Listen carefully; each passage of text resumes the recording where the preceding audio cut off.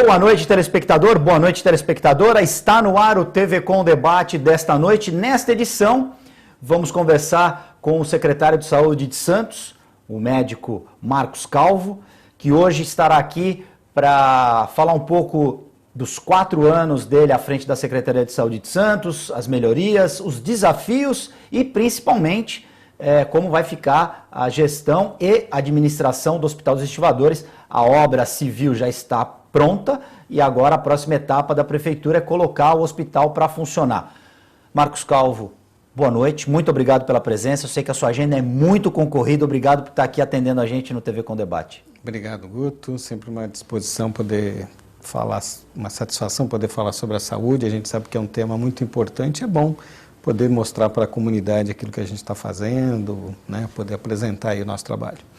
Secretário, minha primeira pergunta, um balanço desses 4 anos à frente da Secretaria de Saúde, como que o senhor pegou a casa, como que a casa está sendo ajeitada, arrumada, de acordo com a sua visão?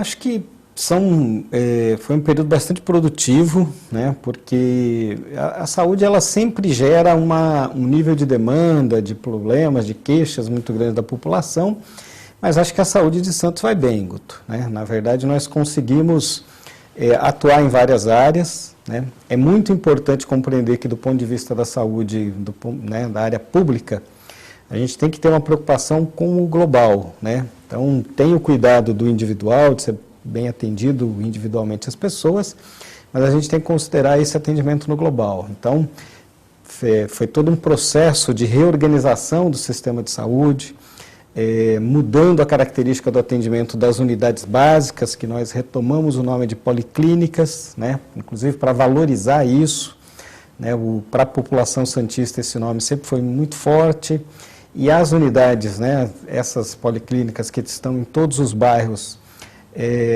a população precisa acreditar nelas, né, então é importante que elas funcionem bem. Por isso, todo o investimento nessa infraestrutura desta rede de unidades básicas, na rede de policlínicas, o trabalho na urgência e emergência, a questão da UPA e a mudança nos outros 2 pronto-socorros, que também estão se transformando em UPAs, né? A ampliação de leitos hospitalares, agora a chegada dos estivadores, uma mudança também na área de saúde mental, que a gente conseguiu também recuperar, mudar algumas unidades de saúde de local, mudar o nível de funcionamento. Então, acho que a gente tem um saldo bastante positivo. A questão da dengue, sempre uma coisa importante, né? Nós começamos o mandato no meio de uma grande epidemia. Naquele ano foram quase 10 mil casos e de lá para cá a gente só diminuiu o número de casos. Acho que isso é muito significativo, né? Então, a gente não tem dúvida de dizer que a saúde tem um resultado bastante satisfatório, né? A gente pode dizer que foi uma gestão que priorizou a área da saúde e que dá muita satisfação para a gente. Qual é o maior desafio hoje na Secretaria de Saúde?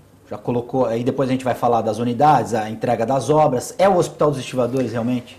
Nesse momento, sem sombra de dúvida, é colocar os estivadores para funcionar, né? Porque é um hospital, é um equipamento de grande porte, né? Serão 223 leitos.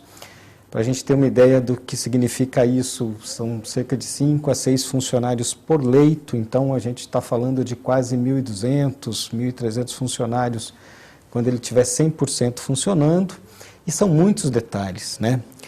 De preparar todo o prédio, que já está pronto, o prédio já está totalmente preparado, mas agora a parte de colocar o mobiliário, né, de identificar a organização social que vai fazer a gestão, discutir os detalhes de como será essa gestão, o perfil dos funcionários que vão trabalhar, o nível de atendimento. Então, sem sombra de dúvida, o maior desafio que a gente tem durante esses 4 anos, colocar o Hospital dos Estivadores para funcionar. E bom lembrar, o telespectador tem que lembrar também, foi praticamente feito um novo hospital. Apesar daquela estrutura antiga não ter sido demolida, teve que se fazer praticamente um novo hospital, uma nova estrutura, novos elevadores. Isso também, de certa forma, atrasou um pouco a obra, secretário? O prédio, você colocou muito bem, Guto. Na verdade, o prédio ele já é da década de 70, né? Então ele teve que ser totalmente refeito. A parte hidráulica, elétrica foi totalmente, né, reconstruída. A parte de elevadores, o prédio tinha apenas 2 elevadores, vai contar com 7 elevadores no total, né? Para o prédio vertical maior são 5 elevadores, então, inclusive os 2 primeiros foram trocados, então são todos elevadores novos. Vai contar com um sistema de climatização, todos os ambientes terão ar-condicionado, né? Então o paciente que estiver internado lá, ele vai ter ar-condicionado no quarto dele, né? E é um sistema de refrigeração central, o que permite uma economia de energia, porque o gasto, né, de energia para esfriar a temperatura vai aquecer a água, né, que vai, porque as pessoas vão utilizar no hospital para tomar banho e tal. Então tem todo um sistema inteligente, isso também dá uma economia de energia. Os geradores serão a gás, né, então também é uma economia do ponto de vista energético. O bloco frontal ali, que é a parte que tem a UTI, o centro cirúrgico, tem um sistema próprio de ar-condicionado com filtros, né? Então todo o sistema de ar-condicionado da UTI, principalmente do centro cirúrgico, vai contar com um sistema mais moderno que a gente vai ter na cidade. Então foram muitas inovações de fato. E nós vamos contar ali, quando ele estiver funcionando totalmente, com a maior maternidade da região, Guto, né? Nós vamos ter lá 36 leitos de maternidade, né, para as gestantes, o chamado alojamento conjunto, né, com a mãe, assim que termina o parto, ela fica junto com a criança. São 5 salas de parto, chamadas salas PPP, né, que é o parto mais humanizado. Então, durante o trabalho de parto, durante o momento do parto e os momentos seguintes do parto, a mulher fica num apartamento, né, bem espaçoso, é uma suíte, né, com chuveiro, então ela pode tomar um banho para aliviar a dor, para se sentir mais confortável. Um desses quartos PPP tem até uma banheira, né, então se a mulher desejar ter o parto na água, ela vai poder fazer a opção de ter o parto na água. Isso é uma inovação para Santos, nenhuma outra maternidade tem uma situação como essa, né. Então, todos esses cuidados, eles foram tomados e essa estrutura está toda pronta, né. Inclusive já com a decoração, as paredes já com motivos infantis na UTI neonatal, né, serão 20 leitos de UTI neonatal, vai ser a maior UTI neonatal, então a maior maternidade de fato que a gente vai ter na região. Então é um salto de qualidade, né, além da oferta de serviços, né, da ampliação do número de leitos, um salto de qualidade na assistência hospitalar da cidade e da região.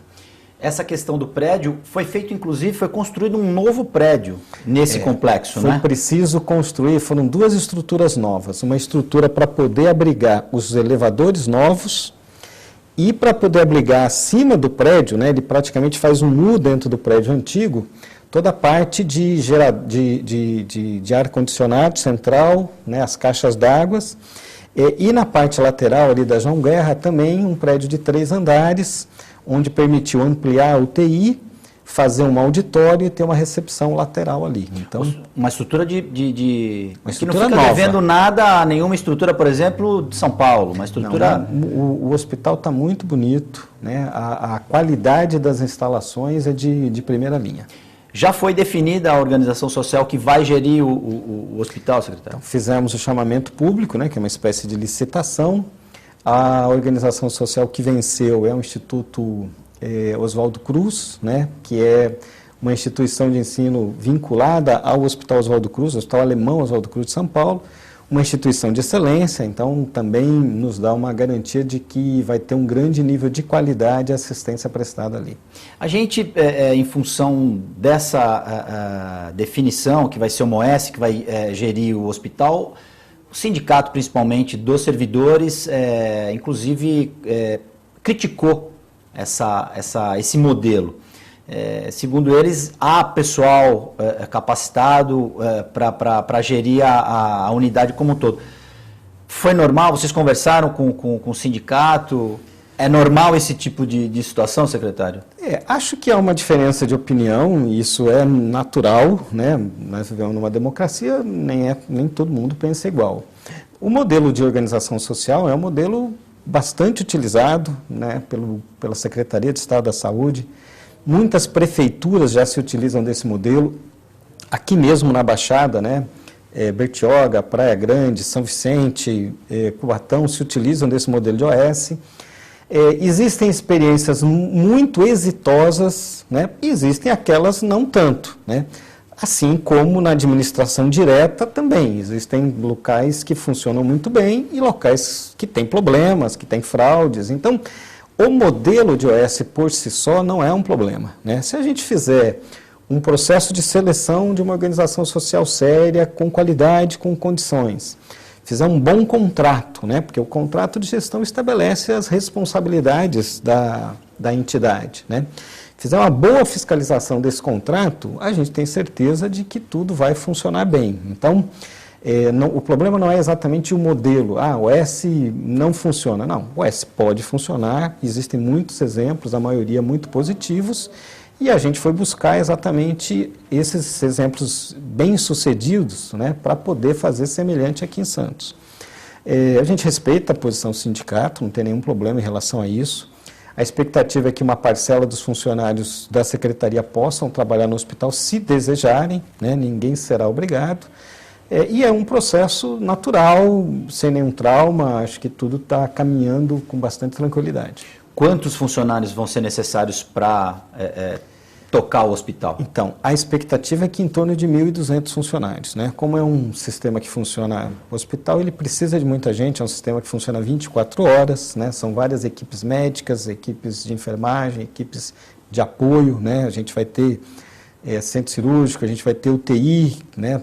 Além dos 20 leitos de UTI neonatal, 17 leitos de UTI adulto, então são equipes numerosas, né? Para dar uma qualidade de assistência. E aí, como é que você tocou num assunto importante que é a questão do contrato? Qual vai ser a função da Secretaria de Saúde na fiscalização do trabalho da OS?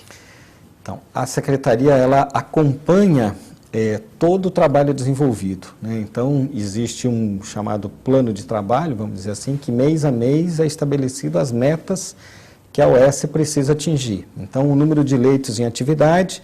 Nessa primeira etapa, o principal é exatamente identificar que as etapas sejam cumpridas no sentido da implantação, do começo do funcionamento de cada uma das etapas, né?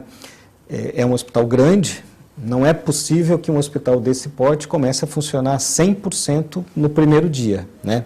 Então, gradativamente, a gente fez um programa para que isso demore aproximadamente um ano, entre o começo das internações até que ele esteja 100% funcionando.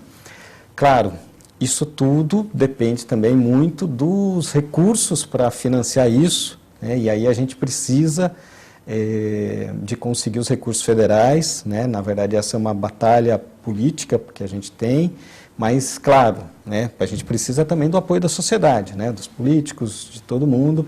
Existe até um abaixo-assinado sendo realizado através do Conselho Municipal de Saúde, para que a gente mobilize a classe política exatamente para conseguir trazer os recursos necessários para que o hospital esteja 100% funcionando. Porque hoje como é que vai ser, atualmente vai ser feito como o fatiamento, no início. O dinheiro. O dinheiro vem da prefeitura, isso, vem do Estado e vem da União. Da União. A nossa expectativa é que o governo federal, né, o Ministério, banque pelo menos 50% do custeio. E isso é perfeitamente possível. Esse é o modelo que o Ministério tem usado nos últimos hospitais. Então, o hospital novo, o Ministério entra com 50% do custeio. O que a gente está pedindo para o governo do Estado é exatamente os outros 25%.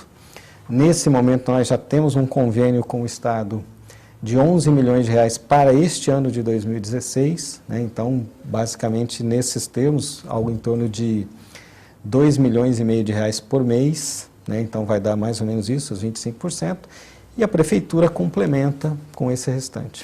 E o objetivo é começar o atendimento, o primeiro estágio, agora em setembro? A ideia é que setembro, mais tardar outubro, mas eu acredito que em setembro a gente já tem o começo das atividades do hospital. E nesse primeiro estágio, como que vão acontecer? Qual vai ser o atendimento que vai ser realizado nesse primeiro momento? A gente começa com a maternidade, né? Por que com a maternidade? Porque é uma das grandes necessidades da região, né? A Baixada Santista, como um todo, tem uma taxa de mortalidade infantil e mortalidade materna ainda alta, né? O que a gente vê hoje, uma sobrecarga na maternidade, principalmente do Guilherme Álvaro, que é uma maternidade que faz o atendimento chamado de alto risco, né? Que é o quê? Aquela gravidez onde há um risco maior para o bebê ou para a gestante, né? Qualquer complicação e tal. Então, é exatamente esta maternidade que precisa da UTI neonatal, né? Então, o caso de gêmeos, uma gravidez de adolescente, né? Algum problema que durante a gravidez foi identificado no bebê ou na mãe, né? Então, há uma carência desse perfil de atendimento, desse tipo de leito na Baixada Santista. Então, a gente começa com a maternidade, mas na primeira etapa está metade da maternidade, então um andar, que são 18 leitos de maternidade e 10 leitos de UTI neonatal. Ainda na primeira fase, 50 leitos de clínica e 10 leitos de UTI adulto, né? Isso deve estar acontecendo no começo do ano aproximadamente. Então a gente começa com a maternidade, logo depois vai para a clínica e quando completar 6 meses já entra na segunda fase, que aí são o restante da maternidade, os outros 50 leitos de clínica, aí já entra a cirurgia e o restante de leitos de UTI adulto, mais 7 leitos de UTI adulto. Aí já vai ser um momento que o hospital já vai estar mais rápido para implantar, né? Mas no final desse prazo, a gente tem mais 50 leitos começando a funcionar, né? Então são no total 150 leitos entre clínica e cirurgia, 36 leitos de maternidade, 20 leitos de UTI neonatal e 17 leitos de UTI adulto, 223 leitos. E aí, quando que esse hospital, no termo médico, vai ser porta aberta, não vai ser porta aberta, não vai ser atendimento? Foi bem colocada essa sua pergunta, né? Esse não é um hospital de porta aberta, né?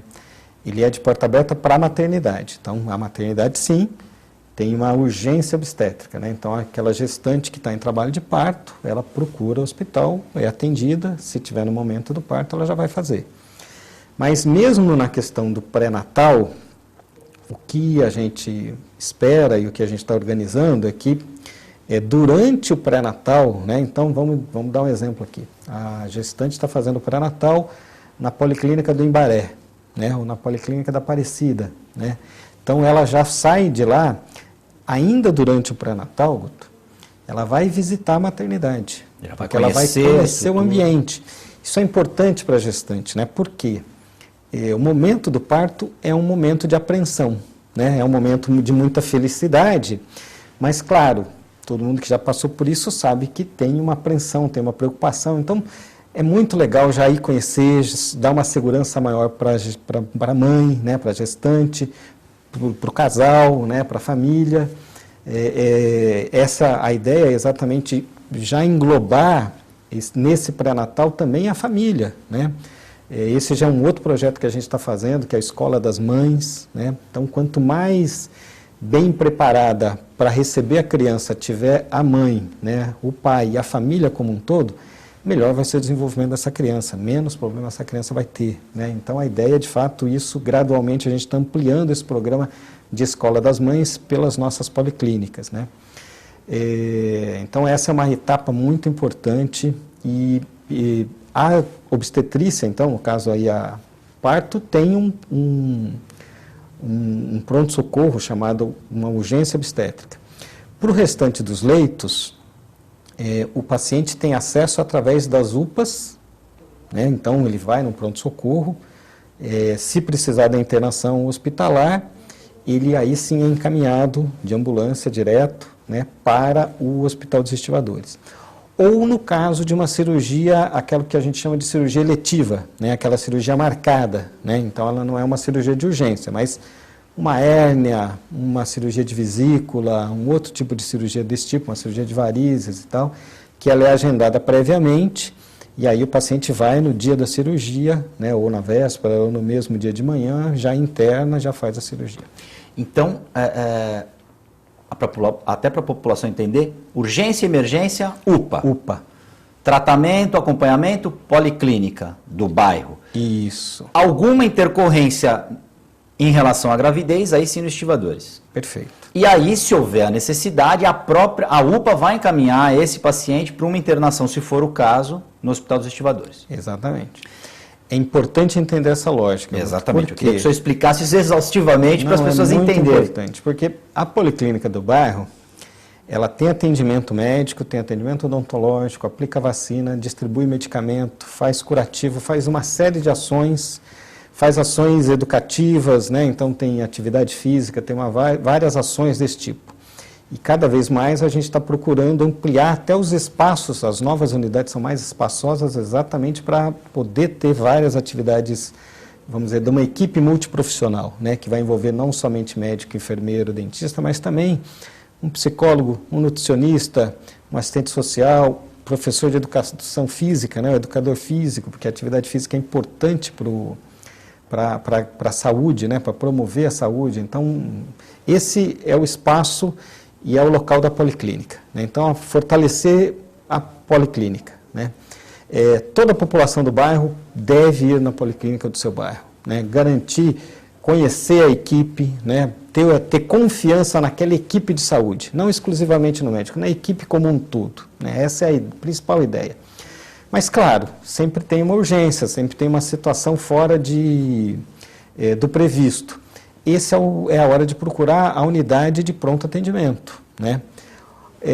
A unidade de pronto atendimento, ela está preparada para rapidamente identificar se é um caso grave. Se é um caso grave, né, todo paciente imediatamente faz a chamada avaliação de risco, passa por uma avaliação do enfermeiro, e o enfermeiro identifica, é um caso grave, vai classificar como vermelho, vai imediatamente para a sala de urgência. É um caso, vamos dizer, de um sofrimento, né, uma febre, uma falta de ar, né? Então não é um caso que envolva um risco de morte, mas é um caso importante que está causando um sofrimento para o paciente. Ele é classificado como laranja ou amarelo, né? Quer dizer, ele precisa ser atendido em 15 minutos, tá? A partir daí, são casos mais tranquilos, então dá para o paciente esperar um pouco, entra na classificação verde ou azul, que às vezes é um caso que nem precisaria ter ido para uma UPA, né? Então, muitas vezes o paciente vai buscar uma receita, buscar um atestado, né? Então, podia resolver isso na policlínica do bairro, né? Então, esses casos podem demorar um pouco mais para ser atendidos. Mas a UPA, ela vai identificar, vai fazer exames, né? Então, tem que fazer o raio-x, passar pelo médico, se precisar tomar medicação, e se precisar da internação, aí sim vai ser encaminhado para os nossos hospitais de referência. Neste momento, para a Santa Casa ou para a Beneficência Portuguesa, né, e a gente ainda tem internação no prédio do Pronto-Socorro Central e na Zona Noroeste, no complexo da Zona Noroeste. Mas, claro, o Estivadores vai vir com uma grande oferta de leitos e com um nível de qualidade também importante. Foi importante você frisar esse estágio de atendimento, e é importante também que a população vá à policlínica, use a policlínica até para poder avaliar se houver algum problema, se houver alguma situação, para ela até passar para os meios de comunicação que a Secretaria tem ouvidoria, para que chegue em quem comanda as unidades e até se fazer um ajuste caso necessário. Acho que é bem importante isso, porque o sistema como um todo, né, hoje nós temos, para você ter uma ideia, 3.300 funcionários na Secretaria Municipal de Saúde, né? Nós estamos trabalhando para melhorar cada vez mais esse nível de atendimento. Então, do início do governo para cá, nós conseguimos, por exemplo, colocar ar-condicionado em todas as unidades, né? Então, no verão, isso já dá um conforto muito maior, seja para os profissionais de saúde, seja para os pacientes, né? Imagina aquele verão de Santos, ficar esperando para ser atendido, né? Uma situação desconfortável ainda. Extremamente desconfortável, desagradável, até às vezes incômoda demais, né? E o próprio profissional trabalha melhor se tiver num bom ambiente, né? Então, esse investimento, nós conseguimos colocar a climatização em todas as unidades. E, além disso, fazer reformas e ampliações e colocar unidades novas, né? Então, de policlínicas, Policlínica do Gonzaga, Policlínica do Marapé, do Monte Serrar, isso no primeiro e no segundo ano. E neste ano nós entregamos 8 policlínicas, né? Entregamos no Morro do Santa Maria, entregamos no Caruara, né? Ponta da Praia, Aparecida, Bom Retiro, Alemoa, Morro do São Bento, que foi no último sábado, dia 5, Morro do São Bento e Alemoa, né? Então foram 8 unidades, 8 policlínicas, né? Todas elas com espaço muito bom, né? Para a gente ter uma ideia, vamos comparar uma unidade muito utilizada pela população de Santos, que é da Aparecida. Aparecida ficava ali na Alexandre Martins, num imóvel alugado, né? Um casarão alugado. Adaptado, né? Que não era um... Que era um casarão imenso, perfeito. Mas assim, não tinha acessibilidade, né? Então, mesmo a recepção tinha 2, 3 degraus, uma parte do atendimento no andar de cima, que precisava um lance de escada, apertado. Nós fomos para uma policlínica, que fica, né, uma obra que foi totalmente pensada e que fica ali, né, totalmente planejada, onde era a caixa d'água da Pedro Lessa. Da né? Sabesp ali na Pedro Lessa. Bastante próximo, né, a caixa d'água já estava desativada há bastante tempo, funcionava ali uma área administrativa da Sabesp. Essa área administrativa passou para a prefeitura, numa negociação que foi feita com a Sabesp, e nós fizemos ali, hoje é a maior policlínica em área física que nós temos, são quase 1.000 metros quadrados de área construída, né? Então você tem 6, 7 consultórios médicos, né? 3 consultórios odontológicos, área para atividade física, né? Então as pessoas de idade que fazem, tem um programa nosso que chama-se Movimente-se, né? Então os idosos, né, vão e fazem atividade física com monitores nossos, né? Porque são atividades lúdicas, né, com música. Por exemplo, tem uma coreografia muito bonita que mostra que elas cantam e fazem movimentos, né, fazem uma coreografia no hino da cidade. Muito bonito, muito bonito. Então, todas as unidades que a gente está inaugurando, elas fazem uma apresentação. E assim, tem a convivência em grupo, né, uma coisa boa até para deixar a autoestima dessas pessoas, né? Então, uma coisa que é comum a gente ver no idoso, que é a depressão, né? Isso ajuda a favorecer, combater esse tipo de problema. A atividade física diminui os problemas de hipertensão, de diabetes, que são muito comuns nessa faixa etária, né? Então, esse é um dos grandes objetivos que a gente tem, né? Fazer com que as pessoas reconheçam que a policlínica é uma unidade do bairro, de referência, que ela precisa ir até lá e ela vai ter lá uma equipe preparada para acolher, atender bem, entender o problema, né, criar o vínculo de confiança entre a equipe de saúde e toda a população. TV Com Debate vai para um rápido intervalo, nós voltamos em seguida.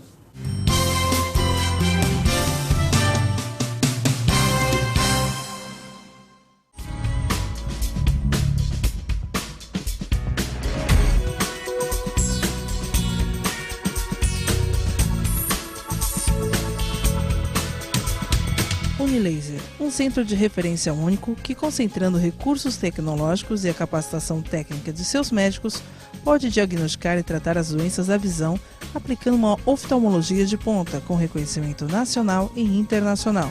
Unilaser, unidade oftalmológica de laser. Olá, você gosta de videoclipe?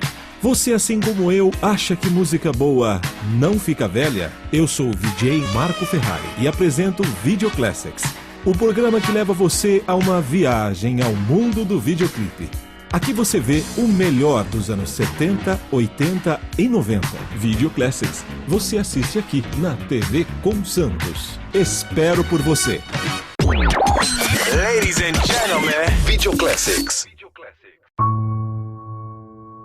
Desabafa aquilo que você tá sentindo. Parece um fraquinho assim chorando, você não é um cara forte? E você tá aí se lamentando, triste? Pra você melhorar, você vai ter que... respirar. Você não acha que você tá reclamando com um problema muito pequeno?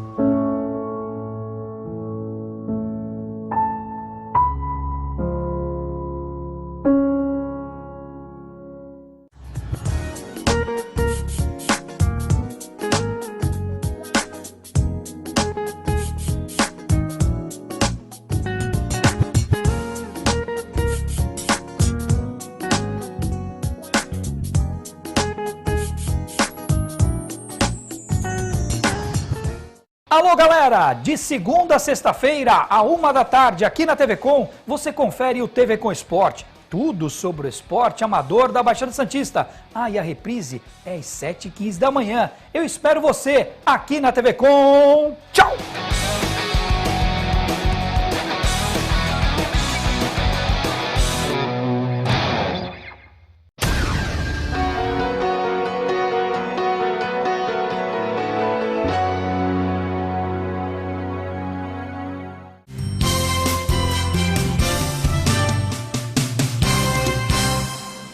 TV Com Debate já está de volta. No programa de hoje nós recebemos o secretário de Saúde de Santos, Marcos Calvo.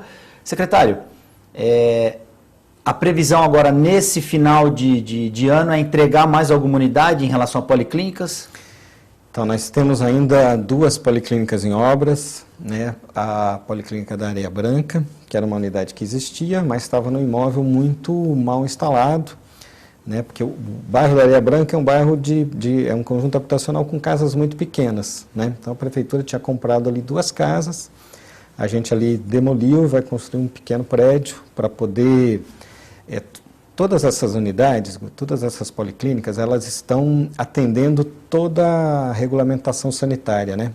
Então você precisa de um espaço de fato maior. No caso da Areia Branca, a gente vai ter que construir um prédio de 4 andares. Você ter uma ideia, para poder caber todos os ambientes. Lá são 2 equipes de saúde da família, né? E tem a unidade de saúde do Piratininga, que também está em obras. Então essas 2 a gente entrega ainda este ano.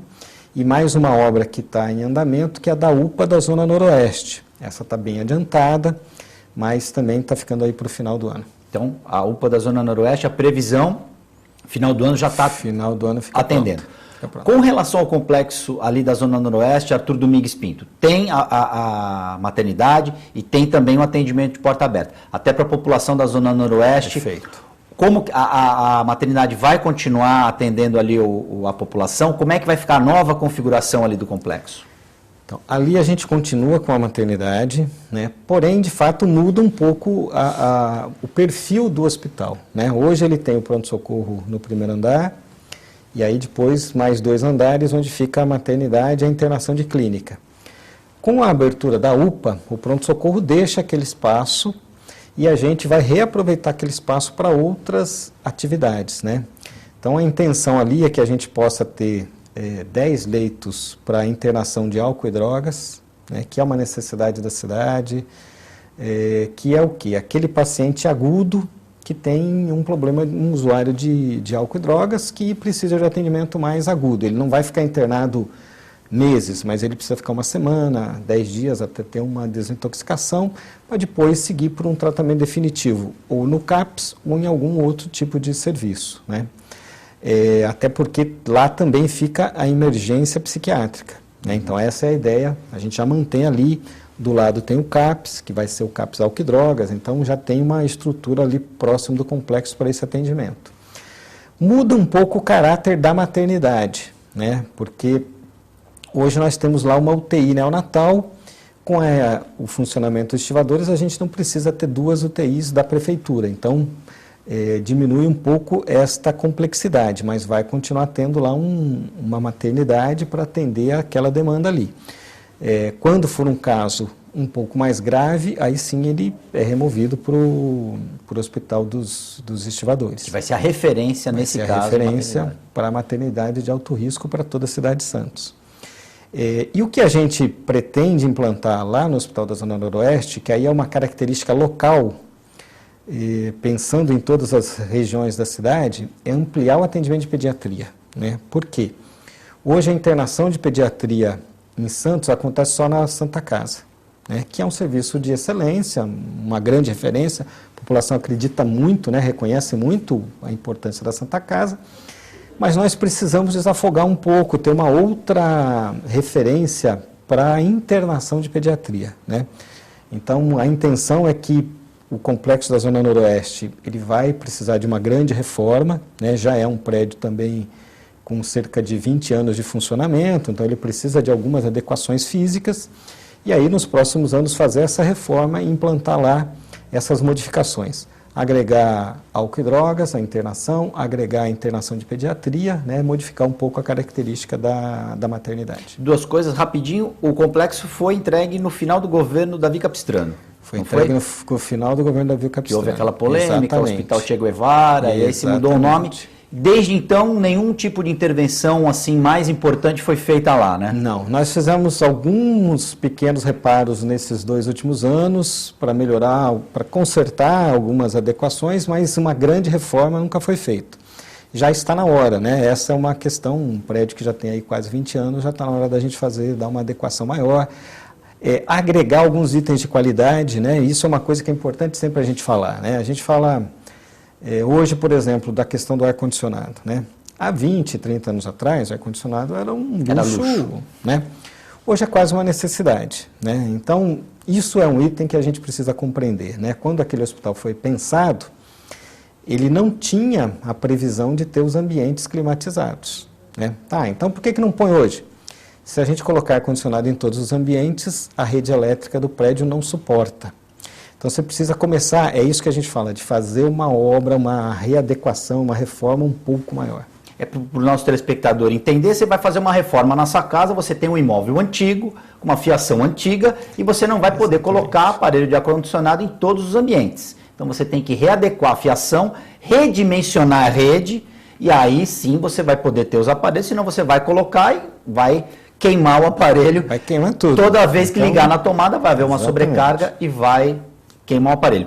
Aproveitando que você está falando de álcool e drogas, secretário, existe ainda uma polêmica, eu tenho a minha opinião, mas eu queria dividir isso com você.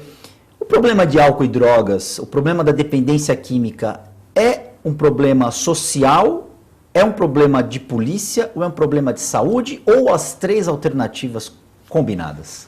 E aí depois eu quero conversar com você sobre a internação compulsória. Então, com certeza é um problema de saúde e um problema social. De polícia, acho que não é, né? Isso, claro que o tráfico de drogas é uma questão que tem que ser tratada na esfera policial. Hoje, uma questão que se discute é a venda de álcool para menores. Isso também é uma coisa proibida, então também tem que ser coibido, né?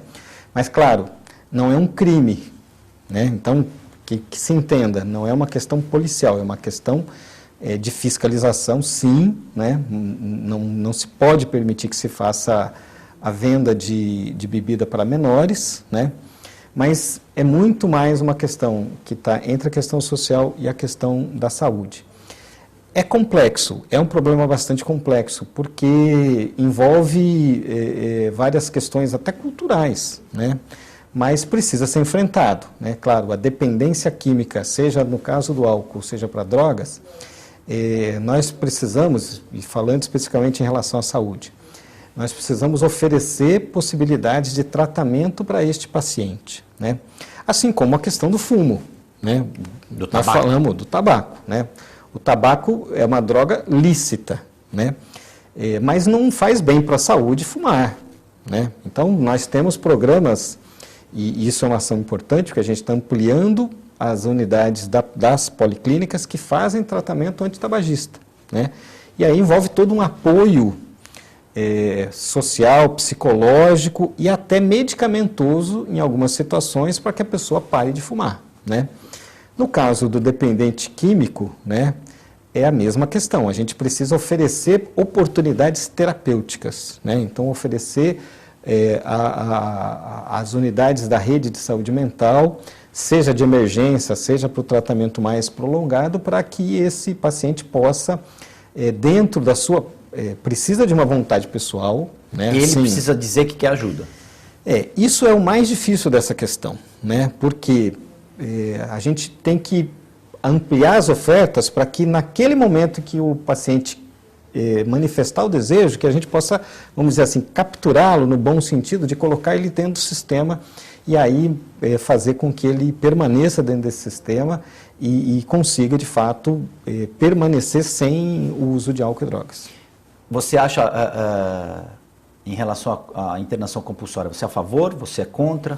Algumas situações ela é necessária, né? Então, nós tivemos um caso que aconteceu final do ano passado, começo desse ano, de uma mulher que vivia em condição de rua e ela acabava se prostituindo para conseguir a droga, né? Principalmente uma droga extremamente devastadora, que é a questão do crack, né?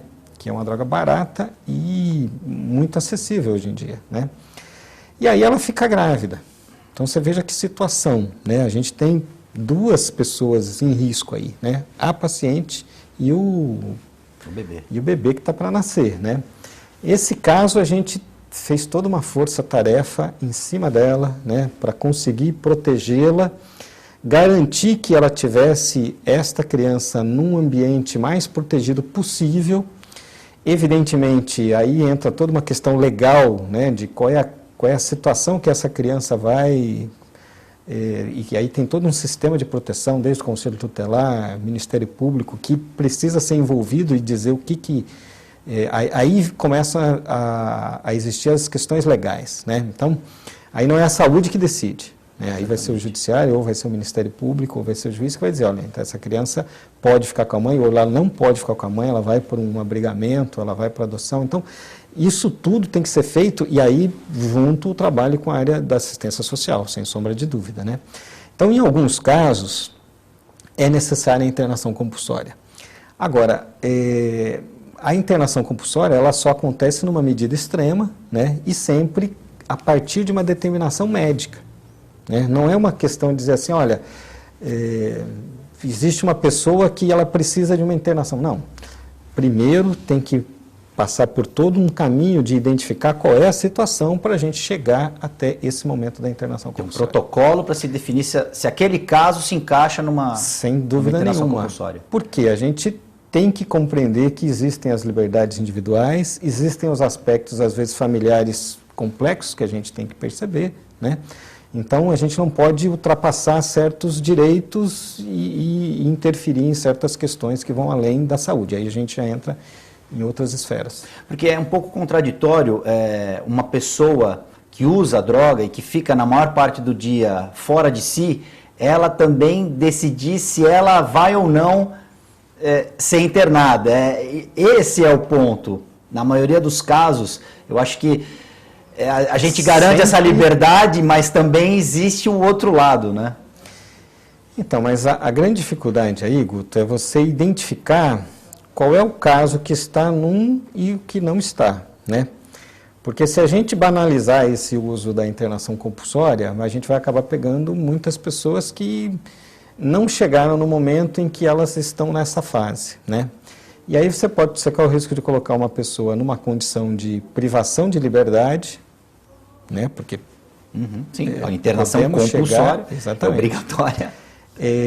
No momento em que ainda não é isso que está caracterizado. Então, a gente acho que existem as situações em que isso deve acontecer, mas a gente precisa tomar muita cautela para compreender, diferenciar uma situação da outra.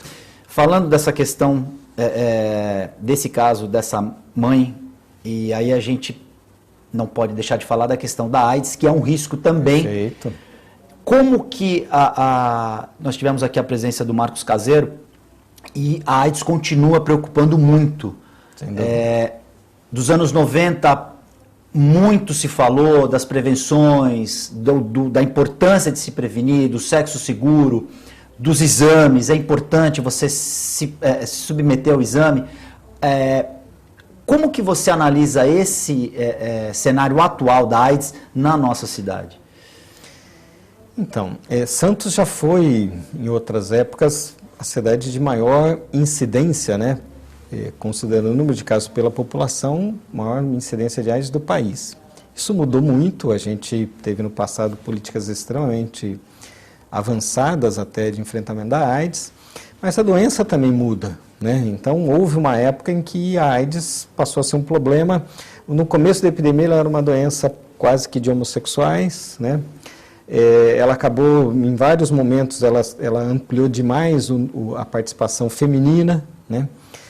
Teve um momento da AIDS ser uma doença que preocupou os idosos, né? Porque com o advento aí da estimulação sexual, né? do remédios para disfunções erétil.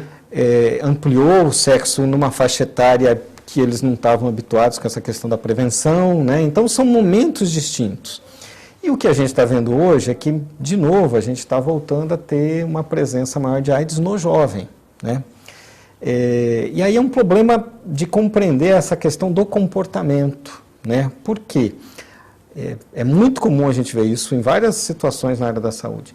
A pessoa sabe o que acontece, ela sabe qual é a transmissão, mas ela não toma cuidado, ela não faz a ação de prevenção, né? Seja usar a camisinha, que é o principal delas, ou alguma outra. Mas é difícil mudar o comportamento, né? Então tem que reafirmar essa questão de, nas campanhas educativas, continuar distribuindo camisinha de uma maneira muito forte, atuar nos locais, hoje é uma coisa também muito importante, a questão dos locais onde existe a prática de homens que fazem sexo com homens, né? Então tem várias situações e a nossa equipe ela acaba buscando trabalhar com esses, seja locais, seja populações que tenham uma maior vulnerabilidade, né? Então trabalhar com esses jovens, trabalhar com esse tipo de população. E aí o jovem também tem uma grande parcela de culpa porque nasceu numa época em que não se fala, já temos o coquetel, e aí, olha, se acontecer, eu tenho coquetel, eu vou continuar vivo, eu não vou morrer, porque o grande problema era a morte, né? Ia se tendo... a nossa geração, ela teve um trauma, vamos dizer, muito maior, grande, porque a gente viveu aquela fase em que as pessoas morriam, muita gente famosa morreu de AIDS, né? Perdemos aí pessoas extremamente brilhantes, né? Da cultura, da música, de várias áreas, né? Porém, a situação que a gente tem hoje é de uma falsa sensação de segurança, né? Porque, tem tratamento. Tem tratamento, mas o tratamento é um tratamento complexo, caro, demorado, né? Na verdade, a pessoa vai ter que tomar medicamento o resto da vida. Tem as contraindicações? Contraindicações, tem efeitos colaterais, né? Então, não é bom, né? Não é uma coisa tranquila. Agora, são problemas de saúde, a AIDS não é o único problema que a gente enfrenta como esse, né? A tuberculose é uma doença centenária, até milenar, tem cura e a gente não consegue acabar com a tuberculose, né? Por quê? Porque tem um lado social muito forte, né? Tem essa questão no caso da tuberculose, está relacionada à condição de vida, né? E a AIDS, ela está indo por esse mesmo caminho, né? É uma doença que no começo era uma doença de grupos até com maior poder aquisitivo, hoje ela cada vez mais ela está se tornando uma doença que está atingindo populações mais carentes. Então, é mais uma daquelas doenças que se cronifica e que a gente não consegue acabar, né? Ela vai mudando de característica e em cada momento a gente tem que estar preparado para identificar quando está acontecendo uma coisa como essa e buscar uma nova estratégia de enfrentamento. A estratégia que o Ministério da Saúde está usando hoje é bastante avançada, bastante interessante, que é estimular o diagnóstico, né? Por quê? Antigamente a gente estava preocupado em tratar apenas o indivíduo que já tinha o sintoma, ou seja, já tinha a doença. Hoje já existe uma diretriz para que use o medicamento a pessoa que não tem a doença ainda, mas que tem o vírus, né? Por quê? Se a pessoa tem o vírus, mas toma o medicamento, ela deixa de transmitir. Então, ela é uma medida que protege o paciente, porque evita que ele desenvolva a doença, e protege e evita a transmissão da doença. Quebra a cadeia de transmissão. Quebra a cadeia de transmissão. Secretário, nós estamos chegando no final do programa. A UPA da Zona Leste, o antigo pronto-socorro da Zona Leste, ali na Afonso Pena, também vai passar por reforma e o atendimento vai ser provisoriamente transferido para um outro prédio que já foi alugado pela Prefeitura, na própria Afonso Pena, ali nas proximidades da Igreja São Benedito.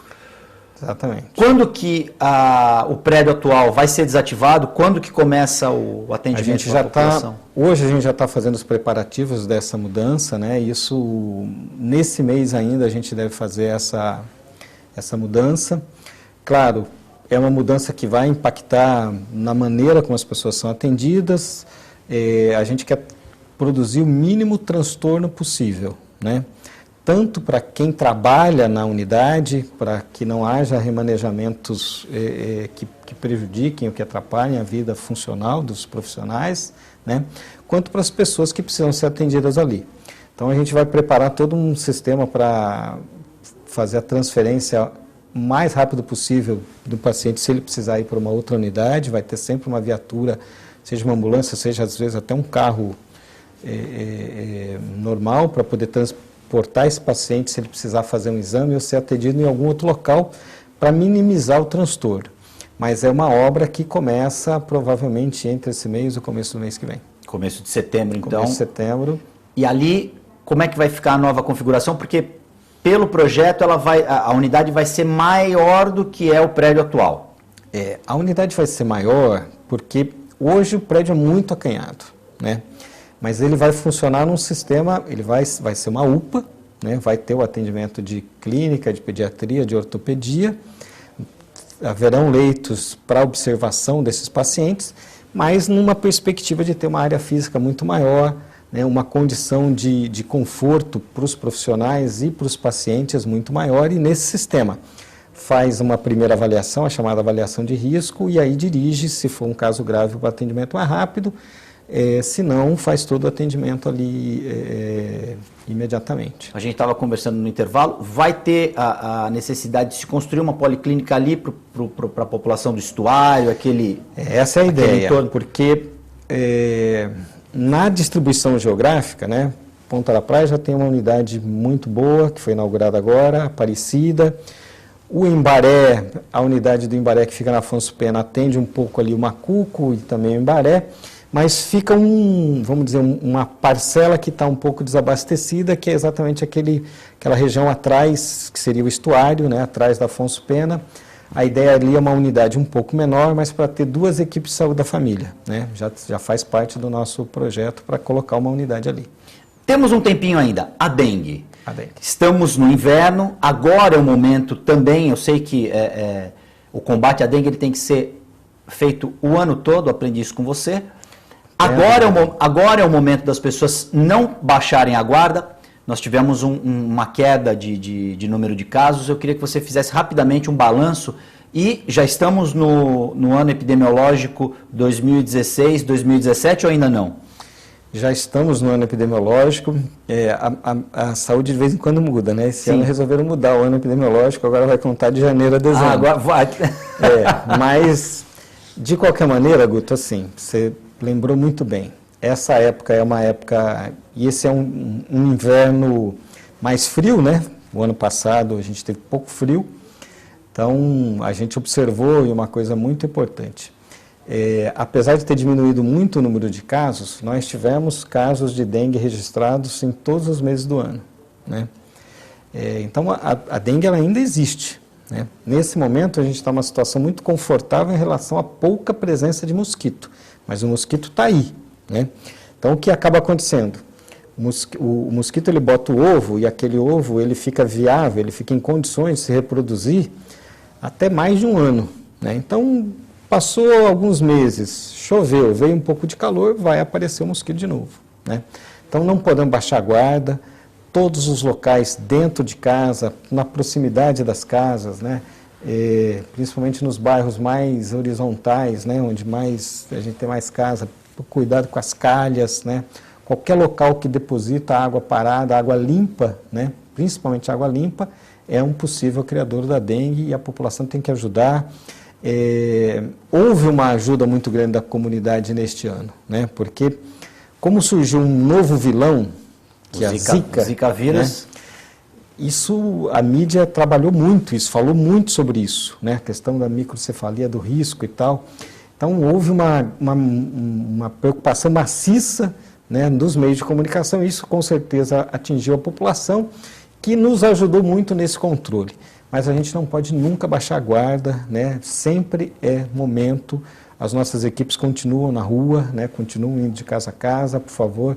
Receba bem a equipe da dengue, faça o pessoal entrar para olhar os ambientes, identificar e ajudar a população a identificar os locais de possíveis criadouros. E se a pessoa, se o telespectador que está nos assistindo agora perceber um vizinho, uma casa de veraneio, uma casa para alugar que esteja fechada, entre em contato Pode entrar em contato com a gente, que a gente vai mandar uma equipe lá e vai fazer essa fiscalização. Nós vamos colocar o telefone aí do Disque Dengue na sua telinha. Isso que você falou, a gente está no final do programa, deu para notar, porque nesse inverno, com alguns dias mais quentes e uma chuva anterior, a gente já percebe uma quantidade de mosquitos maior. É isso mesmo. Então esse exercício é importante, o momento é agora, porque está frio. Isso. Vamos fazer a nossa lição de casa, porque como as pesquisas indicam, o mosquito da dengue é um mosquito domiciliar, caseiro, 70% dos criadouros estão dentro das casas, então a parte da população também é muito importante na ajuda a esse combate. Sem dúvida nenhuma, esse mosquito é muito esperto. Ele é muito eficiente na principal função dele, que é manter a sobrevivência dele e da espécie, né? Então ele é muito competente, né? E a gente precisa estar atento para, de fato, conseguir combater o mosquito da dengue. Ele se adaptou muito bem, né? Se adaptou muito bem. E a nossa cidade quente e úmida é uma beleza. Exatamente. Secretário Marcos Calvo, muito obrigado pela sua presença. Voltará mais vezes aqui, tenho certeza. Sua presença aqui é sempre explicativa e a população pega essas lições e essas orientações com certeza vão servir para promoção da saúde e prevenção de doenças. Isso aí. A gente agradece. Muito obrigado, Guto. É sempre muito bom a gente poder vir falar para toda a população da cidade. TV Com Debate fica por aqui. Você já sabe, o problema no seu bairro, um buraco na sua rua, poda de árvore, o problema que estiver atingindo você, entre em contato conosco, nós vamos colocar o nosso endereço aí e você pode entrar em contato conosco e nós vamos até aí ver qual é o seu problema e tentar resolver da melhor maneira possível. TV Com Debate fica por aqui, nós voltamos na próxima edição.